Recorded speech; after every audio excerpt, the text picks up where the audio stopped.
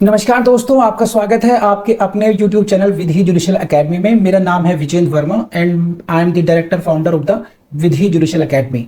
We provide coaching for the judicial services exams, and through this video we are trying to reach out to you to provide you full professional exam oriented coaching for the judicial services, and that is free of cost.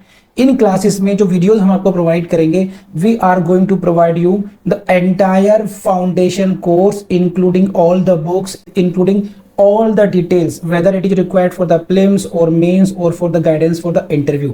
Means in videos को आपने सिर्फ इतना करना है, sequence में देखना है, playlist को अच्छी तरीके से देखना है। सब्जेक्ट वाइज मिल जाएंगे आपको, CPC, constitution, contract, BNS, BNSS, इन सब की प्लेलिस्ट आपको सीक्वेंस में मिलेगी।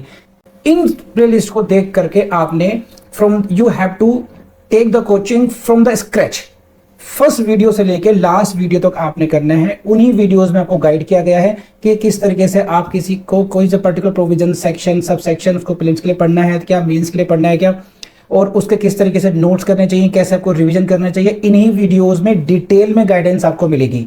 तो प्लीज आपसे ये रिक्वेस्ट है, आप ये ना समझें कि यूट्यूब में फ्री में दिया गया है तो फिर ऐसे ही होगा। ये वो प्रोफेशनल कोर्स है जिसके लिए हम लोग अच्छी खासी हाई फीस लेते आए हैं स्टूडेंट से, लेकिन एक टाइम आता है इंसान को समाज के लिए भी करना चाहिए, और उसी इंटेंशन के साथ में we are providing you the entire course free through the YouTube channel Vidhi Judicial Academy. तो प्लीज हर वीडियो की जो थंबनेल है उसको देख करके आपको आइडिया लग जाएगा कि इसका सब्जेक्ट क्या होने वाला है। कुछ टॉपिक्स ऐसे होते हैं जिनको एक लेक्चर में कवर नहीं किया सकता, तो उसमें लेक्चर नंबर 1, 2, 3 सीक्वेंस से मिलेगा।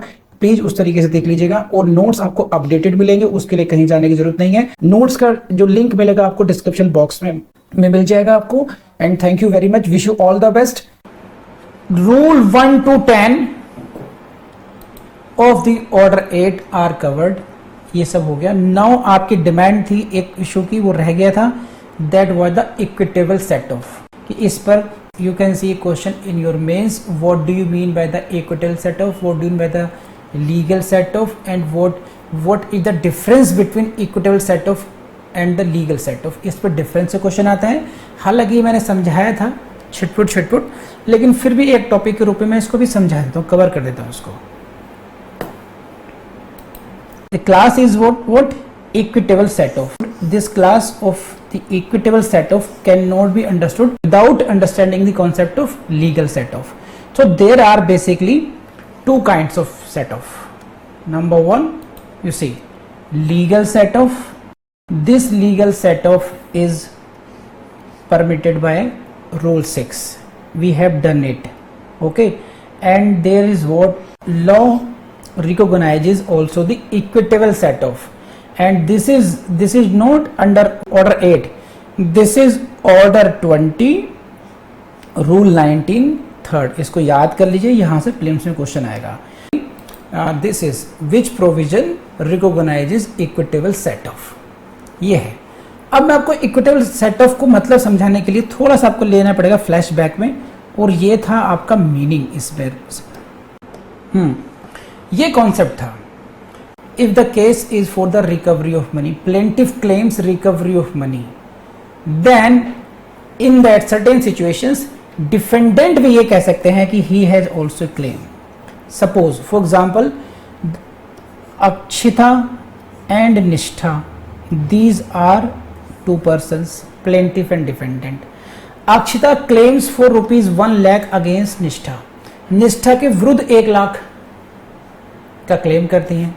तो निष्ठा अगर ये कहे कि मेरे भी आप पर 50,000 रुपए हैं, तो जो 50,000 क्लेम आप ये कर रही हैं उसको हम बोलते हैं set of. She is claiming set of against the claim of ₹1 lakh of the claim of the Akshita. आपने क्लेम किया 1 लाख रुपए का मेरे विरुद्ध, तो मैंने कहा देखो आपके 1 लाख का क्लेम कर रहे हैं, लेकिन मुझे भी आपसे 50,000 रुपए लेने हैं। तो मैंने जो क्लेम किया है 50,000 रुपए का, उसको आम भाषा में बोलते हैं सेट ऑफ क्लेम करना। इस सेट ऑफ क्लेम को जो स्टैट्यूटरी रिकॉग्निशन मिलती है वो मिलती है आपको ऑर्डर 8 रूल 6 से। तो there are certain grounds when these conditions are satisfied, when those grounds are met, only then you can claim set off, otherwise you can not. And for that purpose what are the grounds, इनको देख लीजिए। देखिए go to the board. Where in a suit for the recovery of money, suit must be for the recovery of money. The defendant claim to set off any ascertained sum of money, ये भी जरूरी है. इन दो बातों से निकलते हैं. देखिए, you will see what is the requirement. There is a typical type of suit. The suit should be for the recovery of money. And मैं फिर कहूंगा कि हमने डिटेल में डिस्कस किया है इन सब बातें में, तो वो डिस्कस नहीं करना. तो सूट कैसा होना चाहिए? रिकवरी ऑफ मनी का होना चाहिए. सूट कैसे होना चाहिए? असर्टेन्ड सम के लिए करेगा. डिफेंडेंट जो क्लेम करेगा वो असर्टेन्ड सम के लिए करेगा, मतलब जिसको निश्चित कह सकता हो उतने ही पैसे सेट ऑफ क्लेम करेगा जिसको निश्चितता के साथ वो कह सकता है कि हाँ मैं 50,000 क्लेम कर रहा हूं, 10,000 क्लेम कर रहा हूं. There is a certainty. So plaintiff ने क्लेम किया और डिफेंडेंट ने किया. अब एक ऐसी सिचुएशन आ सकती है कि सूट रिकवरी ऑफ मनी का नहीं है,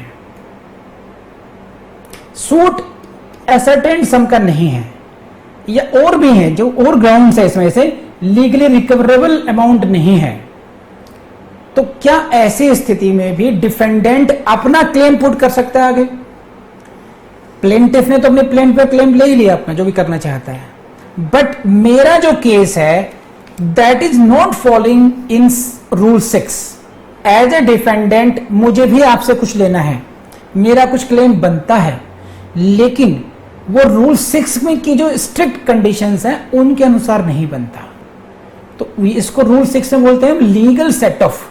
लीगल सेट ऑफ के रूप में क्लेम नहीं कर सकता, लेकिन न्याय कहता है कि मुझे मिलना चाहिए.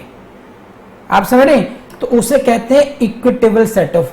When you have a justified demand that can not be satisfied under rule 8 as legal set off, but equity is in your favor, demand of justice is in your favor, then rule 19(3) of order 20 recognizes such kind of demands in form of equitable set off.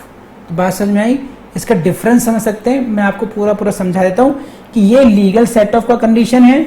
Legal set of का मतलब है rule 6 के अनुसार, rule 6 की शर्तों में अगर आप सेट ऑफ क्लेम कर पाएंगे तो हम उसको बोलेंगे लीगल सेट ऑफ. जब आप रूल 6 के अनुसार सेट ऑफ ना कर पाए लेकिन आपकी डिमांड जस्टिफाइड है और सेट ऑफ क्लेम करना चाहते हैं, then you claim equitable set off. और वो कहां पर रिकॉग्नाइज है? ये है आपका ऑर्डर 20 रूल 19(3). तो प्लीज मुझे समझाइए, बताइए इक्विटेबल सेट ऑफ कुछ समझ में आया या नहीं आया?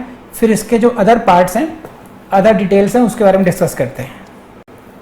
So in addition to legal set off recognized by rule 6, law also recognizes equitable set off under order 20 rule 19(3). This is what I have explained to you. Fine. So basically this line can be the question in your prelims. The provisions of rule 6 are not exhaustive. ये क्या मतलब है? इसका मतलब समझिए कि इसका मतलब समझते हैं क्या है?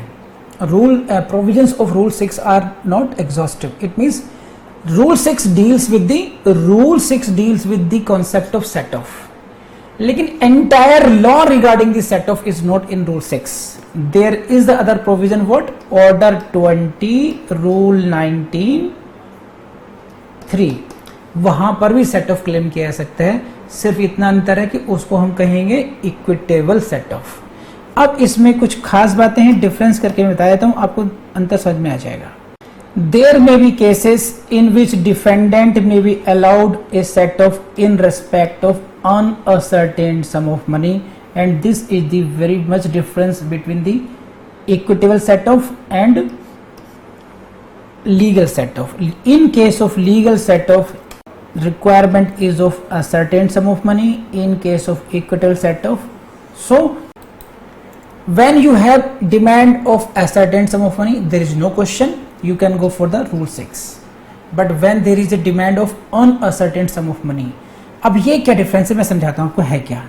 इसको एग्जांपल से समझिए आप. यह है चतुर प्राणी की कहानी. प्रवीण कुमार गुप्ता. प्रवीण गुप्ता जी को समझिए. प्रवीण कुमार साहब is this master, he is the servant. Now servant is claiming from his master salary. कुछ ऐसा समझिए, भाभी जी घर पर हैं, एक सीरियल आता है देखा होगा आप लोगों ने, उसके जो तिवारी जी हैं वो हैं हमारे प्रवीण गुप्ता तिवारी जी, और उनका जो नौकर है टिल्लू वो उनसे मांगता है repeatedly salary. So now he has come to the court that Tiwari ji से मुझे मेरी सैलरी दिलाई जाए। अब तिवारी जी कहाँ सैलरी देने वाले हैं? उन्होंने कहा कि I am claiming set off for the loss sustained by you, loss sustained by me because of the negligence और मिसकंडक्ट ऑफ यू। कि तुम्हारी सैलरी ठीक है, you have the salary, this is what demand for money from the servant that my salary should be given. Now here what master is claiming that I have sustained some losses, मुझे इस नौकर की negligence या misconduct की वजह से जो नुकसान हुआ है उसकी भरपाई भी कराई जाए। सो दिस इज ए वेग कि व्हाट डू यू वांट, कितना भरपाई चाहते हो आप, that can not B ascertained. सो अब वो एसरटेन नहीं हो सकता। फॉर एग्जाम्पल मान लीजिए जो टिल्लू है कच्चे बनियान की दुकान पे बैठता है, तिवारी जी का धंधा है कच्चे बनियान का, टिल्लू जी की सैलरी मिल नहीं रही है। अब टिल्लू जी ने क्या किया, दुकान पे बैठते हैं उन्होंने कस्टमर्स को भगाना शुरू कर दिया। आई विल नॉट कोऑपरेट, ढंग से डील नहीं करूंगा, तो बिजनेस के लॉसेस तिवारी जी को होना शुरू हो गए। अब ये नाउ तिवारी जी अब ये कैसे असरटेन करें कि कितने ग्राहकों को इसने लुटाया, कितने इससे मेरा कितना नुकसान हुआ और मुझे कितने नुकसान की भरपाई होगी। तो यहां पर क्या हो गया, ये जो क्लेम कर रहे हैं तिवारी जी, इन शब्दों को देखिए please. Master is claiming set off for the loss sustained by him because of the negligences and this is the claim for, जिसे हम कहते हैं unascertained sum of money. This is the claim for unascertained of money. Are you getting this point और not? अब जब तिवारी जी ने यह set of की डिमांड रखी तो टिल्लू हंसे, टिल्लू हंसे, लो बन रहे हमारे मास्टर, इन्हें रूल 6 ही नहीं पता। रूल 6 में महाराज आप you are claiming set off, Tiwari ji you are claiming set off and for that purpose you will have to follow the conditions of rule 6 and for that purpose you can claim set off only when your demand is for a certain sum of money। ये तो मैं अगर आपको नहीं पढ़ा तो मैं आपको समझा देता हूँ।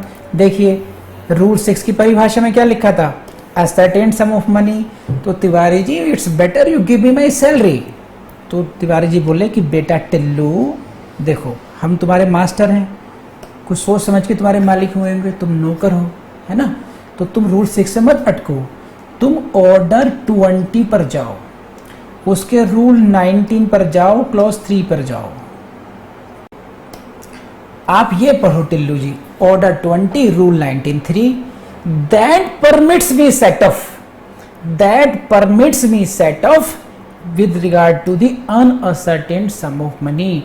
और जनाब Ali I can not claim legal set off but I certainly claim for the equitable set off. तो लीगल सेट ऑफ परमिशन नहीं मिल रही है because my claim is not for a certain money, पर लेकिन legal equitable set of claim pray कर सकता हूँ।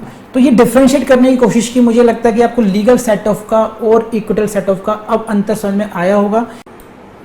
The only condition is that provided that both the cross demands arise out of one and the same transaction। बस इतनी सी बात है। Acquittal set off में the norm of ascertained sum is relaxed। ascertained sum हो नहीं है चलेगा, but this is the requirement that this cross demands। Tillu ने क्या मांगा, सैलरी, तिवारी जी ने क्या कहा, तुम्हारी नेग्लिजेंस से मुझे नुकसान हुआ उसकी। तो दीज आर जो इन्हें कहते हैं cross demands, salary compensation for negligence, salary compensation for negligence, these are cross demands. ठीक है, तो these cross demands should arise out of the same transaction. उसी व्यवहार से सेम ट्रांजैक्शन होने चाहिए, या फिर सेकंड रिक्वायरमेंट ये है अगर ये नहीं है then are so connected in nature and circumstances, वो इस प्रकार से क्रॉस डिमांड्स कनेक्टेड होने चाहिए, they can be looked upon as part of the one transaction. Technically बहुत एकदम से डायरेक्ट कनेक्शन नहीं हो, लेकिन it should be like transaction, ऐसा लगना चाहिए कि एक ट्रांजैक्शन का ही पार्ट है। जैसे for example when you see this example, you see in this case A sues B to recover 50,000 under a contract. एक कॉन्ट्रैक्ट के अंदर ही is claiming ₹50,000 and the basis of the claim is the contract. Contract के अंतर्गत वो claim करता है।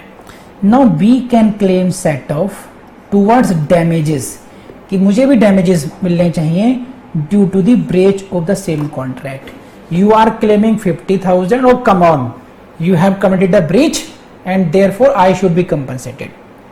सो you see same transaction का पार्ट है ये। A contract, A is claiming under the contract, B is claiming for the breach of the same contract.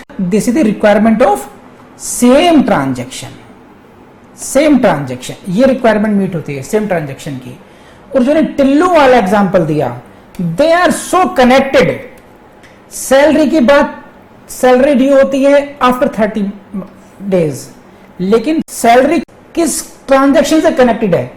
Master servant की relationship से, और उसी में नेग्लिजेंस हुई।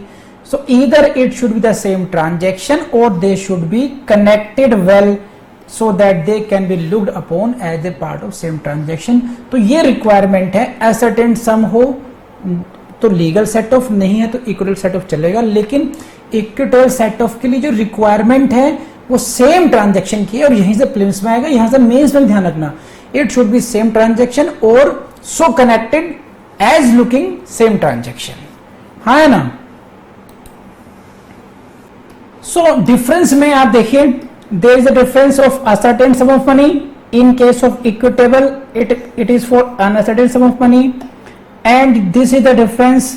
लीगल सेट ऑफ में it can be claimed as a right. Legal set off can be claimed as a right and the court is bound to entertain, please underline this line, is bound to entertain and adjudicate upon it। देख क्या line लिखी है इसमें, court is bound to entertain, please go for the words को पहचानना सीखिए। Court bound है entertain करने के लिए, means court will have to adjudicate. आपको रिलीफ मिलेगा या नहीं मिलेगा, you will be given relief और not, it will depend upon the proofs of the facts, लेकिन कोर्ट को डिसाइड करना पड़ेगा। Court is bound to adjudicate upon it. यहां पर डिस्क्रेशन नहीं है कोर्ट का। If you are claiming your set off, then court can say no, you don't deserve set off, it is in the discretion of the court. Court ये कह सकती है तुम्हारा सेट ऑफ बनता है, क्लेम बनता है या क्लेम नहीं बनता है। कोर्ट ये नहीं कह सकती मैं सुनवाई नहीं करूंगी, कोर्ट सुनवाई ही नहीं करेगी, कोर्ट को सुनवाई करनी पड़ेगी। लेकिन in case of equitable set off it can not be claimed as of right. ये एज ऑफ राइट क्लेम नहीं कर सकते। You can not bound the court to hear you on in case of, ये सब कुछ equity है। Equity के base पे अगर है तो कोर्ट का डिस्क्रिप्शन है, कोर्ट को लगता है कि न्याय संगत आपकी डिमांड है तो ठीक है सुनवाई करते हैं, नहीं तो हटाइए तिवारी जी, सब समझते हैं हम सैलरी नहीं देनी है टिल्लू की तो आप ये चीज़ ले आए, मना भी कर सकती है। लेकिन इस केस में मान लीजिए तिवारी जी कहते हैं कि टिल्लू की जो 6 महीने की सैलरी है इससे मुझसे भी 50,000 रुपये अलग से एडवांस में लिए थे, उसका क्या, तो असर्टेन सम हो गया। Then court is bound in case of legal set off, क्योंकि वो लीगल सेट ऑफ का मामला हो गया। तो in this case court has discretion to refuse to adjudicate in case of equitable set off. तो ये डिफरेंस है, ध्यान रखना। सो यहां तक हम लोगों ने इतना पढ़ा है अभी तक। Cross demands out of the same transaction होनी चाहिए। लीगल सेट ऑफ में ऐसा जरूरी नहीं है, सही है। इक्विटल सेट ऑफ में ये मस्ट है। क्रॉस डिमांड्स मस्ट, ये हम पढ़ चुके हैं। नेक्स्ट डिफरेंस ये है ये डिस्क्रिशन का हम लोग डिस्कस कर चुके हैं, वहाँ पर बाउंड है कोड, यहाँ पर कोड का डिस्क्रिशन है इक्विटल सेट ऑफ में। और नेक्स्ट डिफरेंस है, इसको समझ में आएगा आपको, लीगल सेट ऑफ में amount claimed as set off must be legally recoverable, समझे, must not be time barred. This is the requirement of rule 6, we have read it. Rule 6 की रिक्वायरमेंट है ये। This is the requirement of rule 6 की in case of legal set off this is should be legally recoverable, legally recoverable होना चाहिए इसको, है ना। But in case of equitable set off this is not required. A claim by way of equital set of may be allowed, discretion है सब court का, even if it is time barred, but लेकिन कब, where there is a fiduciary relationship between the parties। fiduciary relationship मतलब जहां पर विश्वास का रिश्ता हो। ट्रस्ट अपने आप में ही एक, जैसे father son, father daughter, husband wife, teacher student, doctor patient, जो ऐसे रिलेशनशिप है fiduciary रिलेशनशिप है, तो अगर वैसा रिलेशनशिप है तो even in that case time barred अगर है तो उसके लिए इक्विटेबल, उसमें even if it is time barred ये कर सकते हैं सेट ऑफ। लेकिन उसमें लीगली रिकवरेबल है तो क्लेम तुम डिमांड ही नहीं कर सकते लीगल सेट ऑफ में, ये है ये। सो फॉर एग्जांपल कैसे है ये देखिए, इसका एग्जांपल देता हूं, उसको समझिए आप लोग। There is a trustee and he is in possession of the trust estate, means जो ट्रस्ट की प्रॉपर्टी है वो इनके कब्जे में है अभी। Trustee in possession of trust estate. Now इनसे कहा गया he is called up to account for that, कि whatever the property is in your hand you please give your account for that. Trustee is in the possession of the property of the trust and now he is being asked, a suit has been filed against him that you please called upon to account, means whatever you have you account दीजिए और हमारे पैसे वापस कीजिए। In that case by way of equitable set off he can claim to be indemnified out of the trusted even though such claim of indemnity is time barred, समझे। Because यहाँ पर जो ट्रस्ट का रिलेशनशिप है, जो trust का relationship है वो फिड्यूशियरी रिलेशनशिप की कैटेगरी में आता है। तो भले ही उसने कहा कि जो मुझे मैंने जो खर्चे किए हैं ट्रस्ट को चलाने के लिए उसकी भरपाई भी तो कीजिए। आज 10 साल से मैं खर्चे भुगत रहा हूँ, टाइम बार्ड है, ओके टाइम बार्ड है, legal set of gone, but still equitable set off में हो सकता है।